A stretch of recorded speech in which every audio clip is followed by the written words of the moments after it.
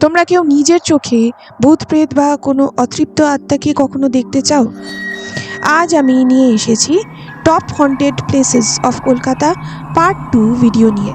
Video শুরু করার আগে যারা এই ভিডিওর পার্ট 1টা দেখোনি তারা আগে ওটা দেখে এসো। আজকে আমি যেসব জায়গার কথা বলবো সেখানে গেলে বলা যায় না তোমরাও হয়তো দেখা পেতে পারো তোমার সামনে দাঁড়িয়ে থাকা কোনো প্রেতের। ভিডিওটা শেষ পর্যন্ত দেখো, কারণ শেষের জায়গাটা সবথেকে বেশি ভয়ঙ্কর।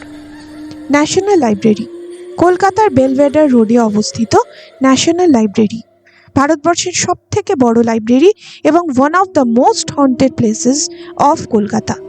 এখানে কেউ একা বসে পড়াশোনা করলে তারা অনুভব করে কেউ যেন তাদের পিছনে এসে দাঁড়িয়েছে বা ঘাড়ে হাত রেখেছে। সন্ধ্যের পর এখানকার র্যাক থেকে নিজে নিজে বই পড়তে অনেকেই দেখেছে। এছাড়াও বইগুলিকে যত্ন করে ঠিক জায়গায় না রাখলে বা অগোছালো করে রাখলে তুমি সঙ্গে সঙ্গে অনুভব করবে যে কেউ তোমার পাশে এসে দাঁড়িয়েছে বা গায়ের কাছ থেকে একটা ঠান্ডা কনকনে হাওয়া বয়ে যাচ্ছে। বলা হয় এখানে থাকতেন লর্ড মেটক্যাফ এবং তার স্ত্রী লেডি মেটক্যাফ।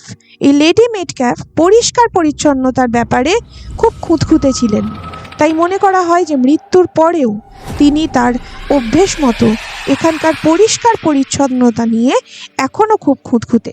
কেউ বই ঠিক জায়গায় ঠিক মতো না রাখলে তিনি তার কাছে এসে ওয়ার্নিং দিয়ে যান।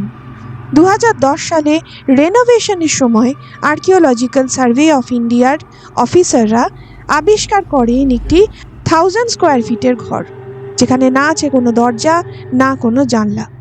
রিসার্চাররা অনুমান করেছে যে এটা একটা টর্চার রুম অথবা কোনো ট্রেজার ভল্ট হিসেবে ব্যবহৃত হতো হয়তো। এই ঘরটি এখন বন্ধ, কিন্তু এই ঘর থেকে এখনও ভেসে আসে চিৎকারের শব্দ।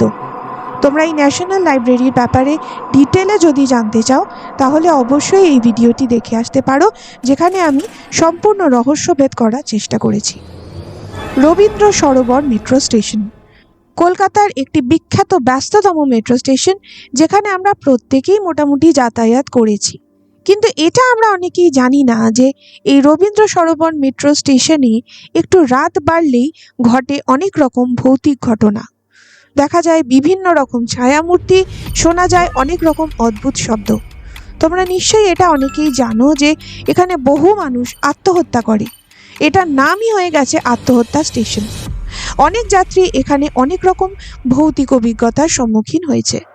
একজন যাত্রী এখানে একবার একটি গায়ে চাদর মোড়ানো লোককে দাঁড়িয়ে থাকতে দেখে স্টেশনের শেষের দিকে। স্টেশনে তখন ওই দুজন ছাড়া আর কেউ ছিল না, কারণ সময়টা ছিল শীতকালে বেশ রাতের দিকে। যাত্রীটি ওই চাদর মোড়া লোকটাকে দেখার পরে জাস্ট 3-4 সেকেন্ডের জন্য চোখটাকে অন্যদিকে ঘুরিয়ে আবার যখন এই চাদর মোড়া লোকটার দিকে তাকায়, যাত্রীটি দেখে যে লোকটি ওখানে নেই। মানে 3-4 সেকেন্ডের মধ্যে তো কেউ অত বড় স্টেশন থেকে ভ্যানিশ হয়ে যেতে পারে না। কিন্তু মজার ব্যাপার হলো এখানে বহু মানুষই এগুলোকে সাধারণ গুজব বলেই ভাবে, কিন্তু যারা ফেস করেছে, যাদের অভিজ্ঞতা হয়েছে, তাদের মতে এখানে যারা আত্মহত্যা করেছে তাদের অতৃপ্ত আত্মারা কিন্তু ঘুরে বেড়ায় আজও। এর আরেকটা কারণ, রিপোর্ট অনুযায়ী কলকাতার মেট্রো স্টেশনগুলির মধ্যে সবচেয়ে বেশি আত্মহত্যার রেকর্ড কিন্তু এই স্টেশনেই আছে। এখানে একবার একজন মেট্রো রেল ড্রাইভার সাসপেন্ড হয়ে গিয়েছিলেন, কারণ তিনি যখন রবীন্দ্র সরোবর স্টেশন থেকে ট্রেনটা স্টার্ট করে বেরোতে যাবেন তখন তিনি দেখতে পান রেল লাইনে দাঁড়িয়ে আছে এক মহিলার অবয়ব। রিফ্লেক্স অ্যাকশনে তিনি তৎক্ষণাৎ ট্রেনটাকে দাঁড় করিয়ে দেন, কিন্তু দাঁড় করাবার পর তিনি দেখেন যে সেই মহিলার অবয়ব হাওয়াতে মিলিয়ে গেল। আমাদের কমেন্ট সেকশনে জানাও যে তোমাদের এই ব্যাপারে কী মত। এটা কি সত্যি হন্টেড নাকি নিছক ভয়? উইপ্রো অফিস, সল্টলেক। কলকাতার উইপ্রো অফিস এমন একটা অফিস যেটা বাইরের থেকে দেখতে ঝাঁ চকচকে, কিন্তু এর ভেতরে যারা প্রতিদিন কাজে যায় তাদের ধারণাটা কিন্তু একদম অন্য রকমের। এটা এতটাই হন্টেড যে এখানে রাতের শিফটে পার্টিকুলার কিছু জায়গায় কেউ নাইট শিফট নিতে চায় না। কিন্তু ভেবো না যে দিনের বেলায় এখানে সবাই নিরাপদ। দিনের বেলাতেও খুব সহজেই তুমি কোনো না কোনো ভৌতিক অভিজ্ঞতার সম্মুখীন হতে পারবে এখানে। শোনা যায় এর টাওয়ার 3 এর 3rd ফ্লোর থেকে বহু বছর আগে একটি মেয়ে ঝাঁপ দিয়ে আত্মহত্যা করেছিল। তারপর থেকেই প্যারানর্মাল উপদ্রব এত সাংঘাতিক আকার ধারণ করে যে এই ফ্লোরটি সম্পূর্ণরূপে বন্ধ করে দেওয়া হয়। এই বিপ্র বিল্ডিং তৈরি হয়েছিল যে জমির ওপরে, সেখানে বহু বছর আগে ছিল একটি কবরস্থান। এছাড়াও এখানে খুন করে বহু মানুষের মৃতদেহ ফেলে রাখা হতো বলে শোনা যায়। তোমাদের মধ্যে কেউ যদি এই বিপ্র অফিসের ভৌতিক উপদ্রবের ব্যাপারে কিছু জেনে থাকো তাহলে অবশ্যই আমাকেও জানিও। এই ছিল কলকাতার সেরা কিছু হন্টেড প্লেসের দ্বিতীয় পর্ব। যারা এখনো প্রথম পর্ব দেখোনি, এখনই দেখে এসো।